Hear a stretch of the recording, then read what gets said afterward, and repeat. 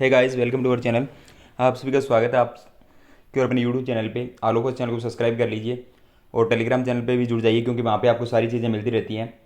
तो फाइनली जो IBPS clerical का नोटिफिकेशन आउट हो चुका है और फाइनल जो एडवर्टाइजमेंट है वो अपने को साइट पे देखने को मिल गया है। तो एडवर्टाइजमेंट के अंदर अपने को अब जो चेंजेस देखने को मिले वो कंप्लीट डिस्कशन करेंगे। तो फॉर्म भरने से पहले एक बार वीडियो ज़रूर देख लेना, क्योंकि बाद में आप लोगों को जो गलतियाँ रह जाती है तो उसमें आप लोग जो वो बाद में बोलते हो सर ये गलती हो गई हमसे। तो इसलिए आप लोग पहले सारी चीज़ें देख लेना कि किस हिसाब से फॉर्म भरना है, कौन सी क्या कुछ डालना है प्रेफरेंस में, तो वो कौन सी स्टेट से डालना है, क्या कुछ उसमें इस बार मांगा गया है। तो सारी चीज़ें देख लेंगे अपने।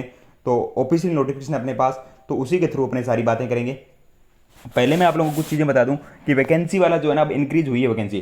पहले लगभग 5,000 या 5500 वैकेंसी थी, अब वो कहीं ना कहीं 7,000 के करीबन दिख रही है। और कुछ एक मैं आप लोगों को दिखा भी रहा हूँ वैकेंसी के अब यहाँ पे कि कहाँ कहाँ पे इंक्रीज हुई है।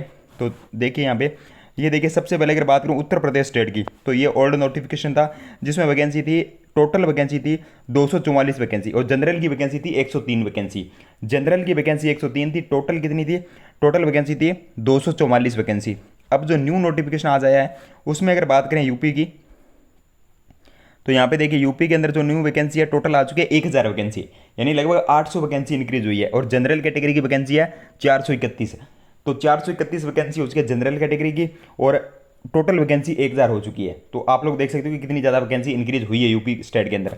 इसी तरह से एक स्टेट और है, इस स्टेट में अपने बात कर लें, गुजरात की बात करें, तो ये न्यू वाला नोटिफिकेशन है जिसमें वैकेंसी है ये 395 टोटल वैकेंसी है। जनरल की वैकेंसी यहाँ पे कितनी है? जनरल की वैकेंसी 161 वैकेंसी है। और जो ओल्ड नोटिफिकेशन है उसमें बात कर लेते हैं अपने, तो यहाँ पे देख लीजिए वैकेंसी आप लोग 128 वैकेंसी थी और जनरल की 57 वैकेंसी थी। तो कहीं ना कहीं वैकेंसी तो यहीं पे भी ऐड हुई है। यहाँ पे कितनी ऐड होगी अपनी? 128, तो यहाँ पे अभी, और यहाँ पे अब कितनी होगी है ये देख सकते हो आप लोग, अब 400 वैकेंसी यहाँ पे हो चुकी है। तो आप लोग खुद देख सकते हो कि वैकेंसी तो इंक्रीज हुई है, 250 वैकेंसी यहाँ पे इंक्रीज हुई है टोटल। तो कहीं ना कहीं अपने को फायदा ही हुआ है, अगर थोड़ा डिले हुआ है तो सारी वैकेंसी जो इसमें ऐड होकर मिली है आप लोगों को। अब चलिए बात कर लेते हैं ऑफिशियल नोटिफिकेशन की, और उसमें देख देंगे क्या कुछ चेंजेस जो अपने को देखने को मिलेंगे। तो वो अपने सामने ऑफिशियल नोटिफिकेशन है और यहाँ पे सारी चीज़ें देख लेंगे। न्यू वाला नोटिफिकेशन यहाँ पे डाला गया है। तो इन्होंने बोला कि the candidate who have applied already successful for this process during जुलाई 12 से 14, यानी 2 दिन के फॉर्म जो वो खुले थे 12 से 14 जुलाई को, जिन्होंने फॉर्म भर दिया 12 से 14 जुलाई को, need not apply again, they earlier application will be consider for further process. यानी जिन्होंने फॉर्म अपना सबमिट कर दिया था, जिन्होंने पेमेंट कर दी थी, ध्यान से सुन लेना, फॉर्म तो आप लोगों ने भर ही दिया था, जिन्होंने पेमेंट अपनी डन कर दी थी अब उनको दोबारा फॉर्म भरने की जरूरत नहीं है, क्योंकि एक बार अगर आपने पेमेंट कर दी तो आपका वो फॉर्म अब माना जाएगा, आपको दोबारा पेमेंट करने की जरूरत नहीं है। अगर आपने पेमेंट नहीं करी थी तो आप अपने हिसाब से दोबारा फॉर्म भर सकते हो या उसी फॉर्म को दोबारा आप लोग सबमिट वगैरह कर सकते हो। इसके अलावा अपने देख लेते हैं इसमें क्या कुछ चीज़ें जो नई जुड़ी है इस साल। तो यहाँ पे जो डेट के बारे में पहले तो देख लेते हैं। पार्टिसिपेट बैंक आप लोग देख लीजिए यहाँ पे कितने बैंक पार्टिसिपेट कर रहे हैं। मे बी यहाँ पे 12 बैंक होने चाहिए जो पार्टिसिपेट अपने कर रही हैं। और इसके अलावा जो यहाँ पे देखे गए हैं कि जो डेट यहाँ पे मेंशन हुई है इनकी, वो 7 तारीख से लेकर 27 तारीख तक है फॉर्म फिलिंग की डेट। प्रीलिम्स एग्जाम की डेट है दिसंबर के अंदर। अब दिसंबर के फर्स्ट वीक में मैंने पहले ही बोला था आपको एग्जाम होगा कहीं ना कहीं। और मेंस एग्जाम आपका जनवरी की स्टार्टिंग और फरवरी के लास्ट में, जनवरी के लास्ट में और फरवरी के लास्ट में दिखा रहा है। तो इस हिसाब से अगर बात करें तो मेन एग्जाम आपका वही आपका 31 तारीख होता है, जो हर साल आता है 31 जनवरी को आता है आपका एग्जाम, वही होगा, इसमें कोई नई चीज़ें नहीं है। और इस साल इन्होंने नोटिफिकेशन पहले लेके आए थे, शायद जल्दी नोटिफिकेशन इनको करवाना था सारी चीज़ें, पर वो नहीं हो पाई। अब वही चीज़ें होगी, अप्रैल में अपना रिजल्ट आएगा दोबारा से 2022 में। इसके अलावा जो चेंजेस है यहाँ पे एलिजिबिलिटी क्राइटेरिया में बात करते हैं, क्योंकि यही सबसे बड़ी चीज़ है जो आप लोगों को परेशान कर रही है। तो इसमें देख लेते हैं मैंने क्या कुछ चेंजेस इन्होंने दिए हैं इस साल। देखो एज का जो है इन्होंने वही रखा है एक साथ।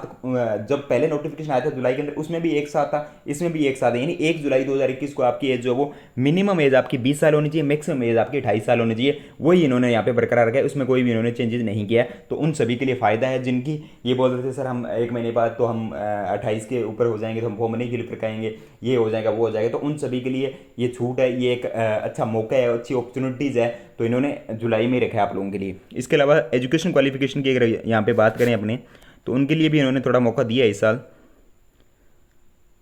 देख लेते हैं यहाँ पे एजुकेशन क्वालिफिकेशन, तो आप लोगों को पता ही कि अगर आप लोगों के पास कोई भी ग्रेजुएशन डिग्री है तो आप लोग अप्लाई कर सकते हो इसके लिए। वो भी कोई आपको मार्क्स वगैरह यहाँ पे कुछ नहीं है। इसके अलावा अगर बात की जाए तो जिनका रिजल्ट यहाँ पे देखिए, जिनका रिजल्ट अब यहाँ पे कब आ जाएगा, 27 तारीख को आ जाएगा।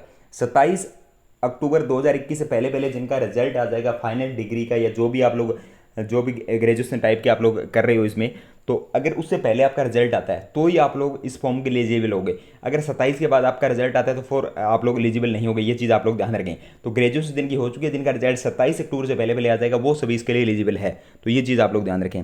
इसके अलावा जिस भी स्टेट से अप्लाई करें उसके आप लोगों को लैंग्वेज आनी चाहिए, प्रोफरेंसी लैंग्वेज, यानी या तो आपके पास 10th में या +2 में उसका कहने का कोई कोर्स होना चाहिए लैंग्वेज का, या फिर आपका जो 6 महीने बाद या जब आपकी ज्वाइनिंग हो जाएगी उस टाइम पे आप लोगों का जो डीवी होगा, यानी वहाँ पे डीवी होने के बाद आप लोगों का जो है लैंग्वेज टेस्ट होगा, एलपीटी जिसको बोलते हैं अपने, तो वो आप लोगों का होगा, वो उसी स्टेट की उसी लैंग्वेज में होगा। ये चीज़ आप लोग ध्यान रखें कि कभी कभार अपने क्या होता है कि फॉर्म ऐसी जगह से डाल देते हैं जो लैंग्वेज अपने को परेशान करती है, और बाद में अपने ये बहुत पछताते हैं कि ये खास मैं नहीं डालता, अच्छे तरीके से मेरे को पता ही नहीं था। तो जो भी न्यू स्टूडेंट है वो ध्यान से सुन ले इस चीज़ को कि जिस स्टेट से फॉर्म डालोगे उसकी लैंग्वेज आप लोगों को आनी चाहिए, और लैंग्वेज की लिस्ट अभी आप लोगों के सामने होगी। अब वही चीज़ें यहाँ पे, तो इंग्लिश लैंग्वेज आपका रहेगा। तो इसके अलावा जो न्यूमेरिकल एबिलिटी और रीजनिंग एबिलिटी है, उनका मोड है ना एग्जामिनेशन का, जो मोड है एग्जामिनेशन का, जो मीडियम एग्जामिनेशन का, उसमें जो 15 भाषाएं हैं वो ऐड हो चुकी है। पहले ये लग रहा था कि इनके हिंदी वो भी यहाँ पे लेके आएंगे इंग्लिश की जगह, पर वो नहीं हुआ। आईबीपीएस ने ऑफिशियल नोटिफिकेशन आप लोगों के सामने है, हिंदी यहाँ पे नहीं है, इंग्लिश लैंग्वेज यहाँ पे है, लैंग्वेज इंग्लिश रहेगी। बाकी जो मैथ्स और रीजनिंग के एग्जाम है आपके, वो आपके जो वो 15 लैंग्वेजेज में रहेंगे, ये बात आप लोग ध्यान रखें। यहाँ पे आप लोगों का इंडिविजुअली 20-20 मिनट का टाइम रहता है, और इंग्लिश के अंदर 30 क्वेश्चन 30 मार्क्स से होते हैं, और मैथ्स और रीजनिंग 35 क्वेश्चन 35 मार्क्स से होते हैं, यानी 100 क्वेश्चन 100 मार्क्स और 1 घंटे का आप लोगों को टाइम होता है। यहाँ पे सेक्शनल कट ऑफ है, ये बात ध्यान रखें। इंग्लिश में अगर सेक्शनल कट ऑफ है तो उसको आपको कहीं ना कहीं स्कोर करना पड़ेगा, मैथ्स के अंदर, रीजनिंग के अंदर, और ओवरऑल कट ऑफ, तो सारी चीज़ें आप लोगों को यहाँ पे करनी पड़ेगी। इसके अलावा मेंस के में यही चीज़ें आप लोगों के लिए है। जीए यहाँ पे 50 नंबर का आ जाता है, 35 मिनट आपको टाइम मिलते हैं इंडिविजुअली। बाकी यही चीज़ें 190 क्वेश्चन होते हैं, 200 मार्क्स की, और 160 मिनट आपको टाइम मिलता है यहाँ पे। इसके अलावा अगर बात करें लैंग्वेजेस के लिए, तो अब यहाँ पे आप लोग देख लीजिए लैंग्वेजेस जो भी है।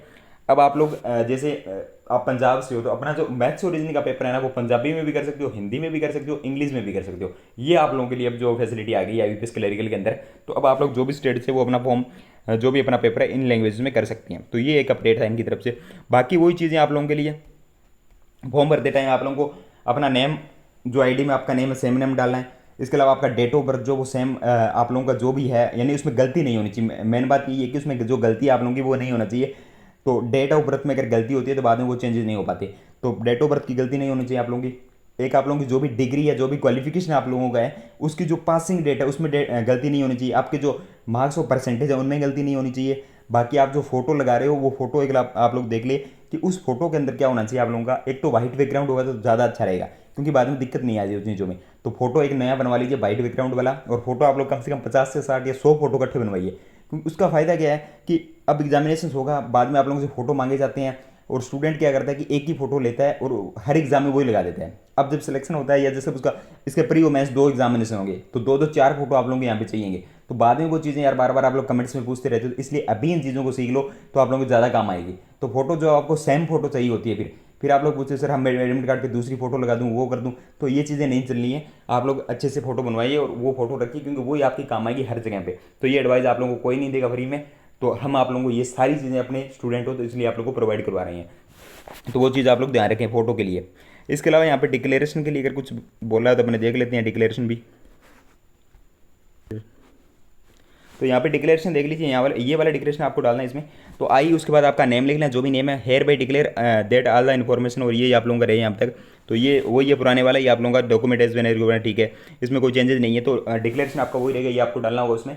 इसके अलावा जो भी अगर आपको कोई डाउट है तो आप कमेंट सेक्शन में पूछ लीजिए। और मैं आप लोगों को टेस्ट सीरीज़ के बारे में बता रहा हूँ कि टेस्ट सीरीज जो लास्ट ईयर के टॉपर्स हैं, मैं आप लोगों को ये स्पष्ट कराऊँ कि जो लास्ट ईयर के टॉपर्स रहे हैं, आईबीपीएस क्लरिकल के हो, आरआरबी के हो, एसबीआई पीओ के, उनसे अगर आप लोग ये सजेशन लोगे तो आपको एक ही नाम निकल के आएगा, ओली बोर्ड का। क्योंकि उन लोगों ने जब इस चीज़ को प्रैक्टिस किया कि हमने यहाँ पे प्रैक्टिस की है, बैठ के मॉक टेस्ट सॉल्व किए हैं, क्वेश्चन बनाए हैं, और वही क्वेश्चन हमें एग्जाम में मिले हैं, तो हम कहीं ना कहीं इस चीज़ को आप लोगों के साथ भी शेयर करना चाहते हैं कि अगर वो लोग टॉपर बन सकते हैं इन्हीं मॉक टेस्ट के थ्रू, तो आप लोग तो अपनी जॉब सिक्योर कर ही सकते हो। तो आप लोग अगर अपनी जॉब सिक्योर करना चाहते हो तो ओली बोर्ड का मॉक टेस्ट आप लोगों को मैं बता दूं बेहतरीन मॉक टेस्ट है, एग्जाम ओरिएंटेड कंटेंट है। सबसे बड़ी बात है कि एग्जाम ओरिएंटेड कंटेंट होना जरूरी है, क्योंकि जो चीज़ एग्जाम में आ रही है वही चीज़ अगर अपने यहाँ करके जाएंगे तो अपने को फायदा ही होगा। अब यहाँ पे अपने कुछ भी कर रहे हैं, एग्जाम में कुछ भी आ रहा है, तो उस चीज़ का फायदा ही नहीं है। तो ओली बोर्ड जो है वो बेस्ट मॉक टेस्ट है, लिंक मैं डिस्क्रिप्शन में प्रोवाइड करा रहा हूँ। BKSU कोड यूज करना, आप लोगों को मैक्सिमम डिस्काउंट मिलेगा 25% का। BKSU कोड और लिंक दोनों डिस्क्रिप्शन में दे रहा हूँ। इससे बेस्ट टेस्ट सीरीज नहीं है। थोड़ा सा हार्ड जरूर आपको लग सकता है, क्योंकि क्वेश्चन जो एग्जाम लेवल क्वेश्चन है, और एग्जाम का आजकल मैं खुद एग्जाम देता हूँ, खुद एनालिसिस करता हूँ, तो मुझे पता है कि एग्जाम के अंदर क्या आ रहा है और मॉक टेस्ट के अंदर क्या आ रहा है। तो आप लोग चाहो तो उनका रिव्यूज ले सकते हो, जो भी टॉपर्स रहे हैं, कि आपने कौन से मॉक टेस्ट वगैरह से किस तरह से प्रिपरेशन की।